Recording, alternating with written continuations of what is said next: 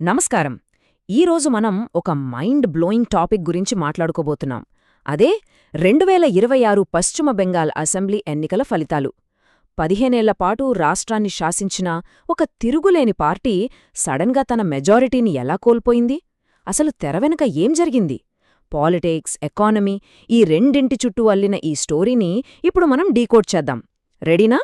సరే, నేరుగా మ్యాటర్లోకొచ్చేద్దాం. పోలింగ్ రోజున పరిస్థితులు ఎంత టెన్షన్గా మారాయో చెప్పడానికి ముఖ్యమంత్రి మమతా బెనర్జీ గారి మాటలే ఒక ఉదాహరణ. మధ్యాహ్నం 3 గంటల నుండి మమ్మల్ని కొడుతున్నారు, అంతా దోపిడీ జరుగుతోంది అని ఆమె స్వయంగా ఆరోపించారు. సెంట్రల్ ఏజెన్సీలు, ఎలక్షన్ కమిషన్ కలిసి సిస్టమ్ను మేనేజ్ చేశాయని, తమ ఏజెంట్లను బయటకు గెంటేశారని ఆమె అన్నారు. ఇది కేవలం ఒక ఆరోపణ మాత్రమే కాదు సుమా, ఆ రోజు అక్కడ వాతావరణం ఎంత హీటెక్కిపోయిందో చెప్పడానికి ఇదొక పర్ఫెక్ట్ ఎగ్జాంపుల్. ఇక అసలు విషయానికి వస్తే 2026 బెంగాల్ షాక్. వరుసగా 15 సాగిన ఒక ఏకఛత్రాధిపత్య పాలన ఎలా ముగింపు దశకు చేరుకుందో ఇప్పుడు చూద్దాం. దీన్ని అర్థం చేసుకోవాలంటే మనం ఖచ్చితంగా భవానీపూర్ పోరు గురించి మాట్లాడుకోవాలి. ఇది ఈ ఎలక్షన్స్ మొత్తానికే ఒక మైక్రోకాజం లాంటిది. రాష్ట్రవ్యాప్తంగా వాతావరణం ఎలా ఉందో చెప్పడానికి ఈ ఒక్క నియోజకవర్గం చాలు. ఇక్కడ పోటీపడుతున్నది సామాన్యులు కారు.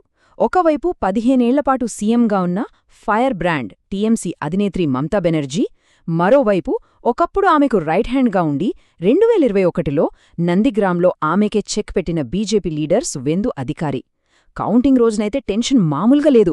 ఒక రౌండ్లో మమతాదీదీ లీడ్, మరో రౌండ్లో సువేందు లీడ్. హిందూ ఓట్లన్నీ ఏకమయ్యాయని సువేందు అంటే, కాదు కౌంటింగ్లో కూడా భారీగా మోసం జరిగిందని టీఎంసీ ఆరోపించింది.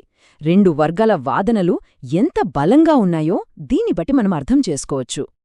అసలీ స్టోరీ ఎక్కడ మొదలైందో ఒక్కసారి ఫ్లాష్ బ్యాక్లోకెళ్ళి చూద్దాం.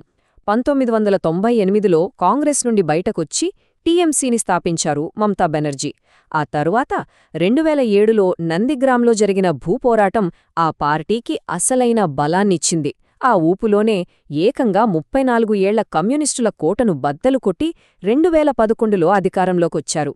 అంతలా చరిత్ర సృష్టించిన పార్టీ 2026 నాటికి మెజారిటీ ఎందుకు కోల్పోయింది? ఈ ప్రశ్నకు సమాధానం తెలియాలంటే వాళ్ల పాలనా విధానాన్ని మనం చాలా జాగ్రత్తగా గమనించాలి. ఈ ప్రయాణంలో అత్యంత కీలకమైన అంశం సంక్షేమమే ప్రథమం. మానవతా దృక్పథంతో టీఎంసీ సాగించిన ఈ వెల్ఫేర్ పాలిటిక్స్ గురించి ఇప్పుడు తెలుసుకుందాం. 2000 పవర్లో రాగానే వాళ్లు ఒకటే టార్గెట్ పెట్టుకున్నారు. అదే పేదలకు డైరెక్ట్ బెనిఫిట్స్ అందించడం. సరే, పాలిటిక్స్ పక్కనబెట్టి కాస్త నంబర్స్ మాట్లాడుకుందాం. ఎందుకంటే నంబర్స్ ఎప్పుడూ అబద్ధం చెప్పో కదా. పీఆర్ఎస్ లెజిస్లేటివ్ రీసెర్చ్ వాళ్ళ 2025-26 పశ్చిమ బెంగాల్ బడ్జెట్ విశ్లేషణ చూస్తే అసలు వాస్తవాలు మనకు క్లియర్గా అర్థమవుతాయి. ఇప్పుడు మీరు వినబోయే ఫిగర్ మిమ్మల్ని ఖచ్చితంగా ఆశ్చర్యపరుస్తుంది. అక్షరాల 26,700 కోట్ల రూపాయలు. ఇదేదో ఇన్ఫ్రాస్ట్రక్చర్ ప్రాజెక్టుకో, డ్యాంకో పెట్టిన ఖర్చు కాదు. కేవలం లక్ష్మీ భాండార్ అనే ఒకే ఒక్క మహిళా నగదు బదిలీ పథకానికి పెట్టిన బడ్జెట్ ఇది. అంటే రాష్ట్రానికొచ్చే మొత్తం స్వంత రాబడిలో దాదాపు 10% ఈ ఒక్క స్కీమ్కే వెళ్ళిపోతోంది. దీన్ని బట్టి ప్రభుత్వం సంక్షేమం మీద ఎంతలా ఫోకస్ చేసిందో ఇట్టే తెలుస్తోంది గదా. ఇదొక్కటే కాదు, ఏకంగా 100కు పైగా వెల్ఫేర్ స్కీమ్స్ బెంగాల్లో రన్ అవుతున్నాయి. 2011తో పోలిస్తే రాష్ట్ర సామాజిక వ్యయం ఏకంగా 17 రెట్లు పెరిగిపోయి 1.21 లక్షల కోట్లకు చేరిందంటే మామూలు విషయం కాదు. పొలిటికల్గా చూస్తే ఇదొక మాస్టర్ స్ట్రోక్. డైరెక్ట్ బెనిఫిట్స్ ఇవ్వడం ద్వారా ఒక సాలిడ్ ఓట్ బ్యాంకును క్రియేట్ చేసుకోగలిగారు. కానీ ఎకనామికల్గా చూస్తేనే రాష్ట్ర బ్యాలెన్స్ షీట్ పూర్తిగా మారిపోయింది. మరి ఇంతలా ఖర్చు పెడితే ఖజానా పరిస్థితేంటి? ఇక్కడే మనం ఆర్థిక వాస్తవాలు, నిధుల కొరత అనే ముఖ్యమైన టాపిక్లోకి ఎంటర్ అవుతున్నాం. ఈ డేటా పాయింట్ చాలా ఇంట్రెస్టింగ్గా ఉంటుంది, గమనించండి.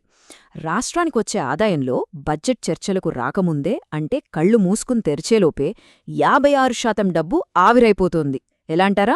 ఉద్యోగుల జీతాలకు 28%, తెచ్చిన అప్పుల వడ్డీలకు 18%, ఇక పెన్షన్లకు 10%. ఇదంతా ఫిక్స్డ్ ఖర్చు. దీనికి తోడు మనమిందాక మాట్లాడుకున్న సంక్షేమ పథకాలు కూడా కలిపితే ఇక డెవలప్మెంట్ కోసం, కొత్త ప్రాజెక్టుల కోసం మిగిలేదెంతుంటుంది? లాజిక్ సింపుల్, చేతిలో చిల్లిగవ్వ మిగలట్లేదు.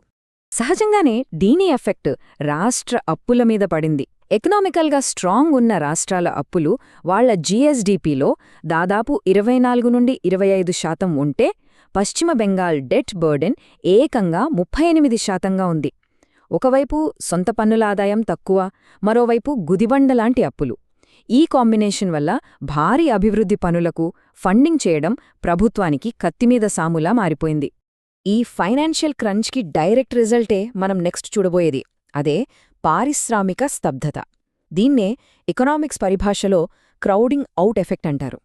అసలు బెంగాల్ ఎకానమీ ఎలా ఉందో ఒకసారి న్యూట్రల్గా అనలైజ్ చేద్దాం. ఒకవైపు వ్యవసాయ రంగం బాగానే పర్ఫామ్ చేస్తోంది. అలాగే Salt Lake sector 5, Rajarhat, Silicon Valley లాంటి ఏరియాల్లో టీసీఎస్, ఇన్ఫోసిస్ లాంటి ఐటీ కంపెనీలతో సర్వీసెస్ సెక్టర్ డెవలప్ అవుతోంది. ఇదంతా నాణానికి ఒకవైపు. కానీ రెండో వైపు చూస్తే వేలాది మందికి ఉద్యోగాలిచ్చే జేఎస్డబ్ల్యూ పవర్ ప్లాంట్ లాంటి భారీ మ్యానుఫ్యాక్చరింగ్ ప్రాజెక్టులు మాత్రం బెంగాల్ వైపు కన్నెత్తి చూడటం మానేశాయి.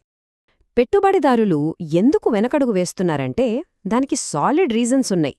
వెల్ఫేర్ స్కీమ్స్కు ఫండ్స్ మళ్లించడం కోసం ఏకంగా 1993 నుండి ఇస్తున్న పారిశ్రామిక రాయితీలను 2025లో ప్రభుత్వం క్యాన్సిల్ చేసింది.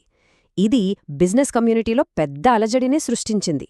దీనికి తోడు భారీ పరిశ్రమలకు కావలసిన వందలాది ఎకరాల భూమి దొరకడం అక్కడ చాలా కష్టం. తలసరి ఆదాయం కొంచెం పెరిగినా తమిళనాడు, కర్ణాటక లాంటి రాష్ట్రాలతో పోలిస్తే బెంగాల్ ఇంకా రేస్లో వెనకబడే ఉంది. ఇక ఫైనల్ సెగ్మెంట్కొచ్చేద్దాం. అదే ఈ రాజకీయ భూకంపం 2026 ఎలక్షన్ రిజల్ట్స్ విశ్లేషణ. సో మనం అర్థం చేసుకోవాల్సిన అసలు పాయింట్ ఏంటంటే ఈ బెంగాల్ షాక్ అనేది ఏదో ఓవర్నైట్లో జరిగిన మ్యాజిక్ కాదు. గత 15 ఏళ్లుగా ఒకవైపు విపరీతమైన క్రేజ్ తెచ్చిన వెల్ఫేర్ స్కీమ్స్, మరోవైపు ఎండిపోతున్న ఖజానా, ఆగిపోయిన పారిశ్రామిక ప్రగతి, వీటన్నింటి మధ్య జరిగిన సుదీర్ఘమైన పోరాటానికి ఇది క్లైమాక్స్. వీటికి తోడు భవానీపూర్ లాంటి చోట్ల మనం చూసిన పొలిటికల్ అండ్ సోషల్ పోలరైజేషన్ ఈ చారిత్రక తీర్పును డిసైడ్ చేశాయి. చివరిగా ఒక బలమైన ఏకఛత్రాధిపత్యానికి బ్రేక్ పడిన ఈ చారిత్రక మూమెంట్లో మన ముందు ఒకే ఒక పెద్ద ప్రశ్న మిగిలిపోయింది.